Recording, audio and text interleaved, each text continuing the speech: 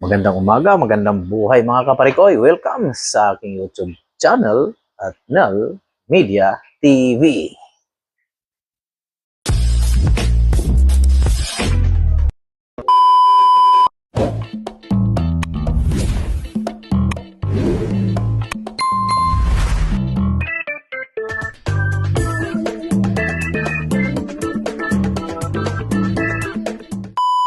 Mga kaparikoy, ang lulutuin natin ngayong araw na to sa breakfast natin ay steamed broccoli,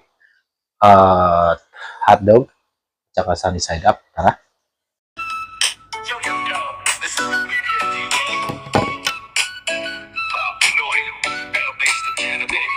I'm not sure life everyday vibes. Canada stories with the Lloyd pride.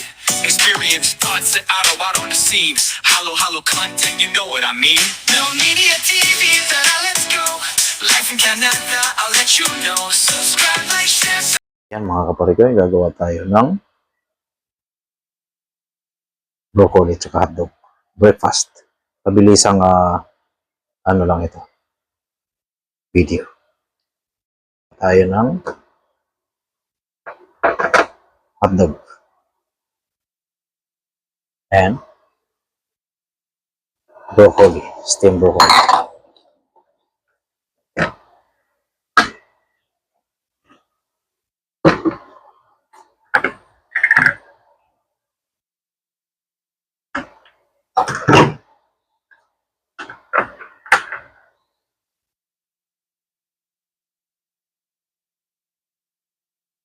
Mga kaparikoy, gagawa tayo ngayon ng pang-breakfast natin ngayong umaga na to. So, ang gagawin natin ngayon ay mag-steam lang tayo ng broccoli, then sunny side up, then hotdog. So, yun ang breakfast natin for today kasi araw ng Saturday.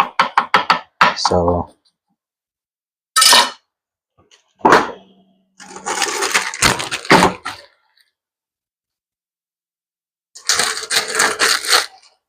araw ng Saturday, so ngayon lang ako nakakahawak ng ng kusina. So, yan talaga. So, ginit na tayo ng mantika. Mga kaparikoy. So, magandang umaga sa inyong lahat dyan. Sa sulok man ng mundo. At sa aking mga bagong subscriber ay maraming salamat. Okay, so dyan lang muna kayo. Habang ginagawa ko ito.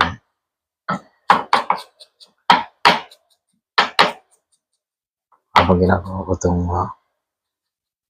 pagkain na to. Okay. Tara.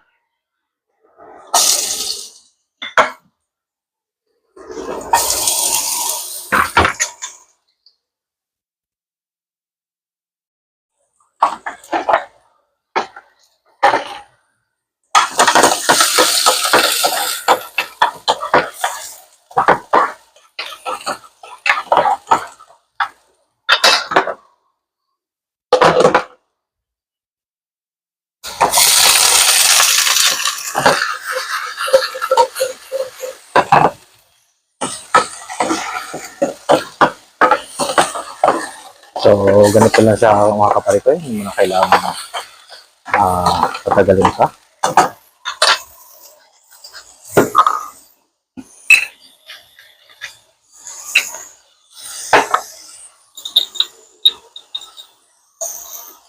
Ito'y pabilisan lang. Lalagyan nyo lang ng konting mga seasoning. Yan, good to go na. Sa restaurant kung tayo mga kaparikoy. Yan lang pinakamaganda. Yan pa the best sa lahat. Magluto tayo. Gawa tayo ng plating muna. Tara. Ito naman yung hotdog. Ayan, bigyan mo na yung hotdog. Okay.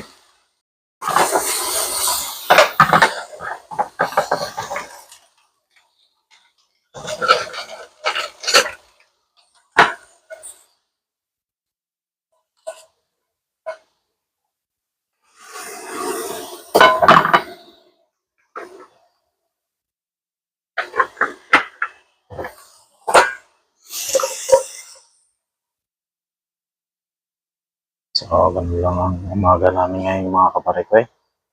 Simple, pero healthy. May hotdog pa rin kasama. So, bakit 2 plate lang yan?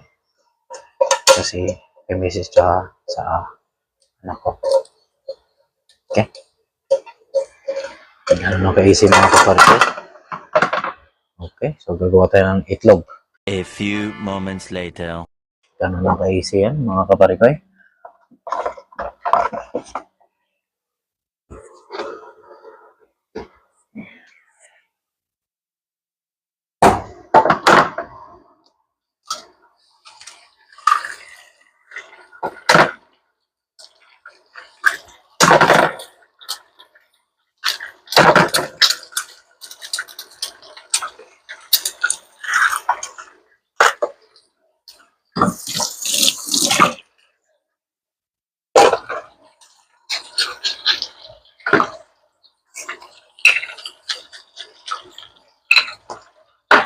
Tatakpan nyo lang yan mga kaparikoy. Whiskan nyo lang ng tubig yan.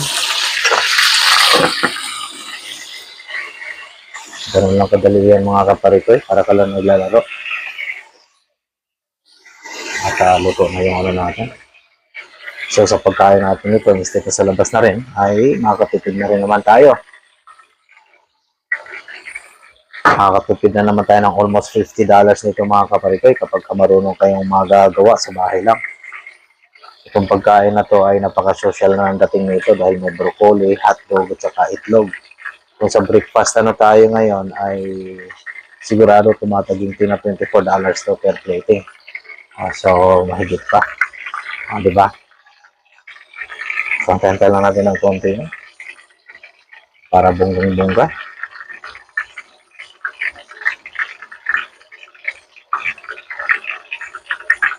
Yan. Diba?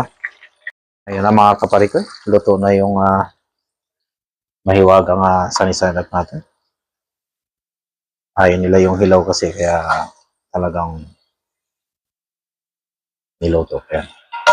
Okay. Dan. Ang mga empleyado sa gobyerno ay wala pa. At may konti ay gising na yung mga yan. So sa ngayon ay maghuhugas na muna at mag-uurong tayo ng ayan.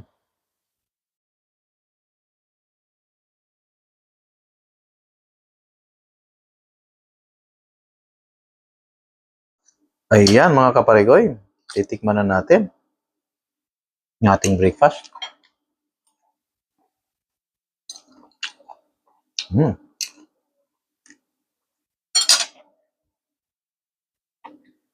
Wheat bread.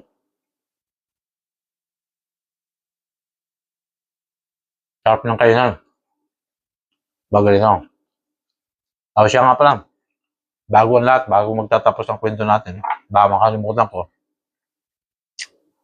Kapag nito ay kape. At ang kape ko dito ay mag-Gluta-Lipo kayo. Itong Gluta-Lipo ay may nabibili na nito sa Amazon. At ito, panglusaw sa lahat ng mga kinakain mo, mga anik-anik. So kahit gaano ka karaming pag kumain ay sa Gluta-Lipo ay tiyak, sigurado, ubos ang kinain mo. Yan, kasi nga ilalabas mo lahat ng toxic sa katawan mo.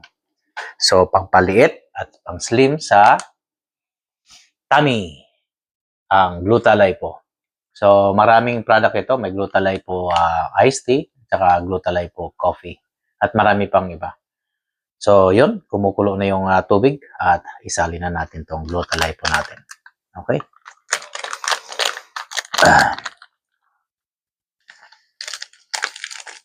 Ayan, isang sachet, isang cup lang siya mga kaparikoy. So, huwag niyong tipirin to. Dahil yan, ito ay para sa nyo, health nyo rin to. Okay? Yo, okay na. Yung tubig, please. Kaparikoy, ibuhusan natin. At buhusan na natin. Tumpak. At mahalo na din.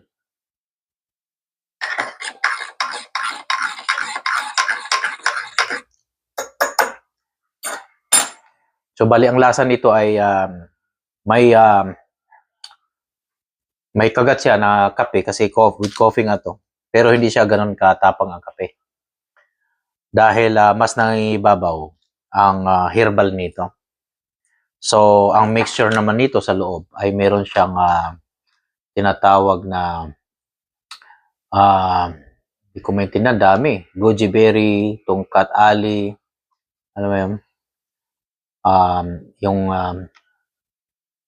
grape seed extract, ano pa ba? Turmeric.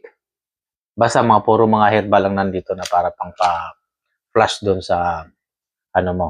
At kung ikaw ay laging nagka-constipate, pagdating sa ano, ay ito the best. Kasi ito nakakatulong ito para hindi ka mahirapang magbawas. Oh. So, yun. Yun lang naman mga kaparikoy. So, maraming salamat ulit sa inyong pagsubaybay sa aking mga kwentong Buhay Canada. Kaya dito lang sa Buhay Canada!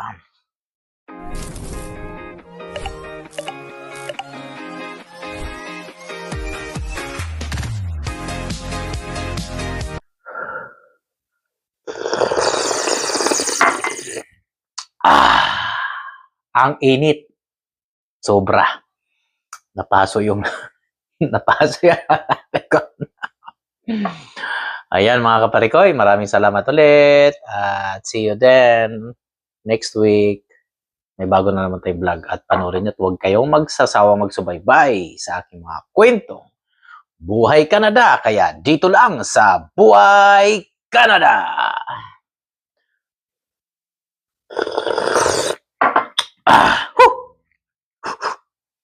Sobrang init talaga. Kaya, tara, tuloy natin itong breakfast natin.